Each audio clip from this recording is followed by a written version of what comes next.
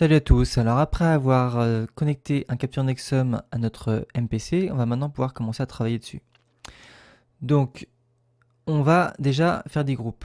Alors vous avez deux méthodes pour sélectionner les projecteurs, soit vous allez directement dans ce qui s'appelle le Fixture Center ici, qui est là, et vous sélectionnez les projecteurs. Ensuite vous avez juste à faire un record et d'enregistrer un groupe.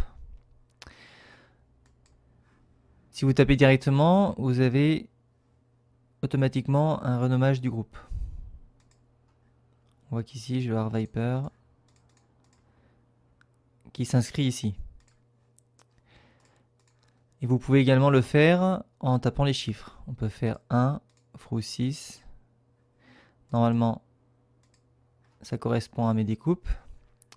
Et je fais record. Et ça me fait un deuxième groupe pour mes 614. Voilà. Également, dans ce menu, vous avez plusieurs onglets. On a l'onglet de sélection, l'onglet avec les groupes qui ont été créés quand vous avez fait votre patch, l'onglet fixture, ici, et l'onglet Selected, c'est-à-dire que vous n'aurez que les projecteurs sélectionnés qui s'afficheront ici. Vous pouvez prendre un groupe comme les Macora et réenregistrer ici si vous voulez.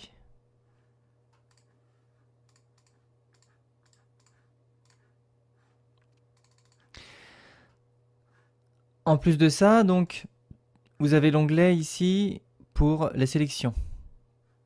Alors c'est le grouping qui est ici, c'est un peu la même chose sauf que c'est quelques groupings préenregistrés. Ce que vous pouvez faire, c'est prendre par exemple tous les Vipers, on voit qu'ils sont sélectionnés. Et si vous allez dans grouping et que vous mettez bloc de 2, si je retourne dans ma sélection, je vois que j'en ai 2 sélectionnés. Si je fais next, je sélectionne les 2 suivants. Et vous pouvez revenir à resélectionner votre groupe. Vous avez également le grouping ici. Si vous sélectionnez encore une fois votre groupe, vous pouvez choisir une façon de les sélectionner. Si vous mettez every 2 par exemple, vous avez un odd. On a 7, 9, 11, 13. Et si je fais next, j'ai 8, 10, 12, 14. Et là, vous avez beaucoup d'options. Vous avez off pour revenir à 0. Vous avez des blocs, comme on a vu tout à l'heure, par bloc de 2, par bloc de 3. Vous avez divide qui vous permet en fait de diviser votre sélection. Là, j'ai 8 projecteurs, donc divide 2, ça va me faire une division par 2. Si je fais 4, je vais avoir des groupes de 2 projecteurs. Et vous avez mirror. Mirror, ça va prendre le premier et le dernier. Et si je fais next, c'est les suivants qui se sélectionnent.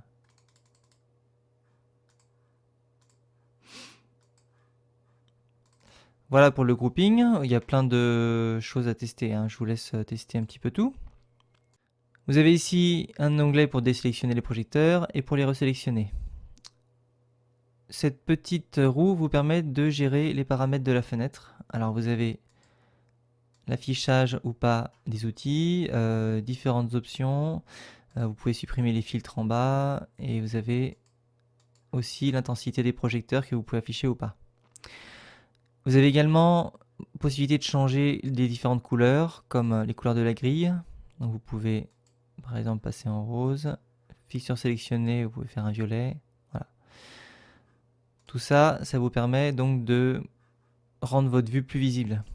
Et également, vous avez le layout ici. Le layout, c'est comme sur une console Avolites. Vous avez possibilité de changer la taille de la police d'écriture et possibilité de passer les colonnes et les lignes en auto. De base, elles sont en automatique, en taille. Et si vous enlevez l'automatique, vous pouvez décider du nombre de colonnes et du nombre de cases que vous allez avoir. Là, si je fais ça, j'ai tous mes projecteurs dans ce sens-là. À vous de vous organiser au mieux pour avoir des vues qui vous plaisent. Je vais revenir en auto pour le moment. Alors, sachant que si je fais ça, c'est valable pour toute ma fixture view. C'est pas possible de voir les groupes et les fixtures différemment. Donc maintenant qu'on a fait des groupes et qu'on sait sélectionner des projecteurs, on va pouvoir commencer à faire quelques presets. Alors les fenêtres de presets sont ici, mais vous les avez également ici. La fenêtre preset, voilà. Et chaque couleur correspond à un type de preset. Et on les retrouve ici. On a le blanc, le rouge pour le pan tilt, le vert pour les gobos, ici. Ces fenêtres de preset, ici, comme vous voyez avec la petite flèche, ça s'ouvre et ça se referme tout en laissant notre vue derrière. On l'a vu tout à l'heure dans les paramètres de vue. Donc je vais sélectionner les Vipers. Et quand je clique sur le petit pan tilt ici, qui peut être un i pour vous, vous avez les paramètres qui sont ici. Donc on a différents types de paramètres et sur une console, on va avoir des boutons programmables avec une petite molette pour pouvoir choisir ces différents paramètres. Mais vous pouvez toujours le faire en direct sur l'écran de l'ordinateur. Donc on a différentes options de gestion de paramètres selon les types de paramètres. L'intensité, quand je vais appuyer sur cette petite flèche ici, ça va m'agrandir ma vue. Ça va agrandir en fait toute cette zone. Et je vais pouvoir gérer mes paramètres. Alors, vous avez les paramètres préexistants. C'est-à-dire qu'on a Center Full qui existe déjà. Quand vous avez sélectionné une valeur qui vous intéresse, elle est en rouge ici. Vous pouvez aller voir dans le programmeur ce que vous allez enregistrer. Là, c'est les Vipers à 100% d'intensité. Et je vais faire Record et l'enregistrer dans un playback qui va être un submaster. J'appuie sur Clear et je vais le faire 2 fois parce que sur la MPC il faut clearer 2 fois pour revenir à 0. Mais vous pouvez en appuyant sur Clear avoir un filtre de Clear si vous voulez clearer que le pan tilt, que la couleur, que le beam. Je rappuie une deuxième fois et je clear. Si je double-clique ici, que je monte mon intensité, j'ai mes projecteurs. Donc ça me permet de travailler plus facilement. Je vais bouger un petit peu ma vue. Voilà.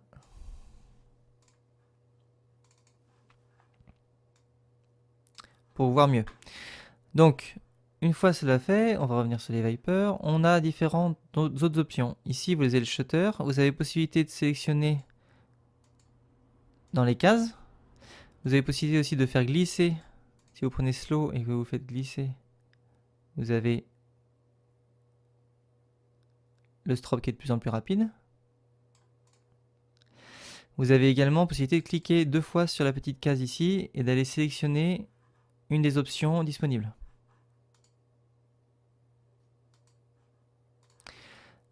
On a le pan tilt ici, avec une gestion du pan tilt précise ici. Vous avez également la possibilité de double-cliquer sur la fenêtre et venir utiliser ce petit outil qui vous permet donc de gérer votre pan tilt. Vous avez également plusieurs options ici.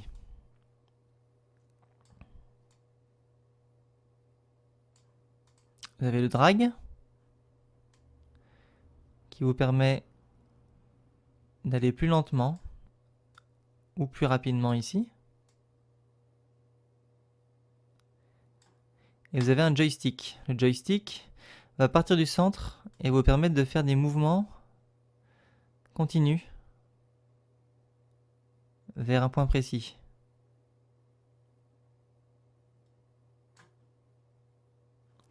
Vous pouvez ralentir le joystick en bougeant ce curseur.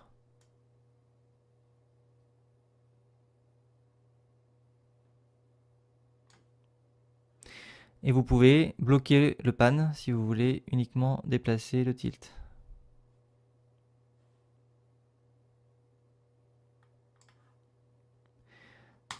Voilà, je vais refaire un clear. Et on va aller regarder les couleurs. Les couleurs, vous avez sur magenta yellow ici, le CTC, et vous avez 2 points. C'est-à-dire que je peux cliquer une deuxième fois pour avoir accès à un deuxième paramètre. Et si je double-clique ici, alors je peux très bien donner des valeurs ici, hein, de 30, voilà, pour donner une couleur précise.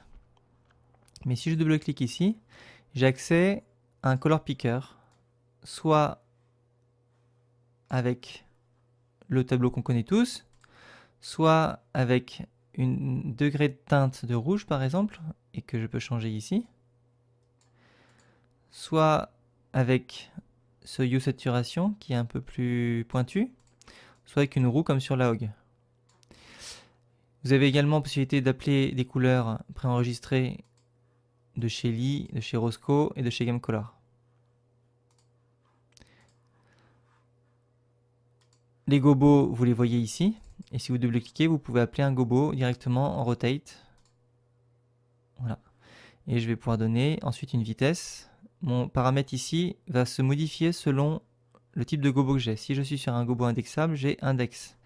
Si je suis sur rotatif, j'ai la rotation. Et si je suis sur le shake, je vais avoir la quantité de shake. Donc je peux sélectionner celui-ci et ensuite lui donner une vitesse de rotation.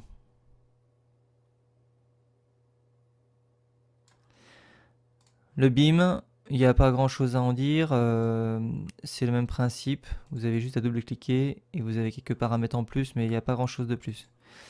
Vous avez juste quelques incrémentations de focus, mais vous pouvez le faire à la molette, c'est plus simple.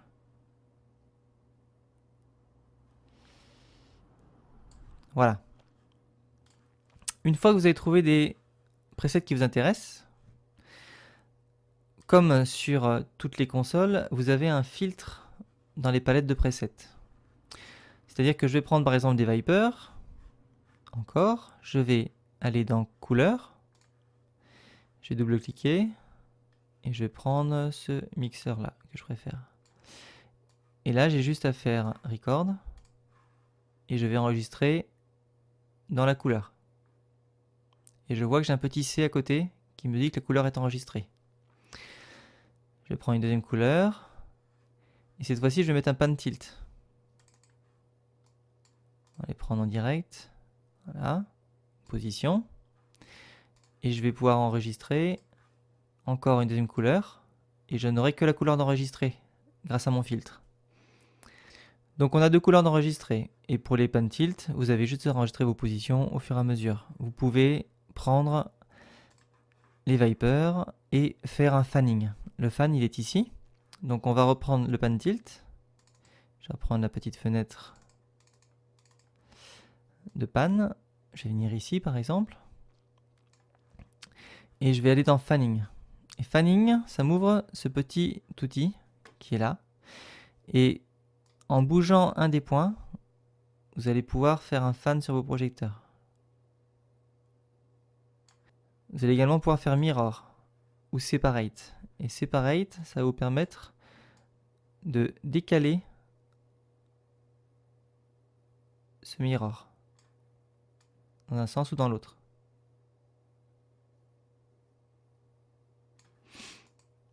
Et enfin, vous avez deux points, mais vous pouvez aussi appeler trois points. Et avec trois points, je vais pouvoir avoir une rotation différente en décalant un petit peu les projecteurs et faire une courbe. Et si vous faites 3 points, vous avez accès à du linéaire ou à des courbes pour pouvoir donner un effet particulier.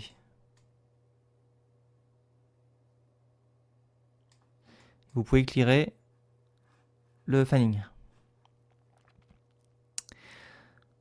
Donc une fois que vous avez une position qui vous intéresse, vous n'avez qu'à faire record et enregistrer une position. Si vous tapez directement un texte, vous mettez pose 1. Vous voyez que ça rename preset pan tilt 1, position 1. Et mon preset est renommé. Et je vais faire clear. Donc voilà pour l'enregistrement de presets. Maintenant, vous pouvez faire plein de palettes. Et puis ensuite, vous allez pouvoir encoder la console grâce à tout ça. Une dernière petite chose, vous avez ici le rate. Et quand vous avez le rate ici, vous avez accès au lifetime. Je vais l'ouvrir. Et vous pouvez donner un lifetime très précis qui correspondra au temps de montée de vos presets. Si je reprends mes Vipers et que je remets la position 1, avec mon lifetime de 4,53 secondes, ils vont se placer en 4 secondes 53. Vous pouvez également le gérer ici, comme on a pu le voir, vous avez un lifetime que vous pouvez mettre à 0, qui le remet à 0, ou à 10 ici. Et vous pouvez modifier ça en cliquant droit dessus, Unlock et Edit, et vous pouvez modifier le lifetime que vous voulez. Si je mets 3, je sors, je vais pouvoir avoir un lifetime à 0 pour faire clear, ou alors un lifetime de 3 pour aller en 3 secondes en position 1. Voilà, je vous retrouve pour un prochain tutoriel sur la MPC.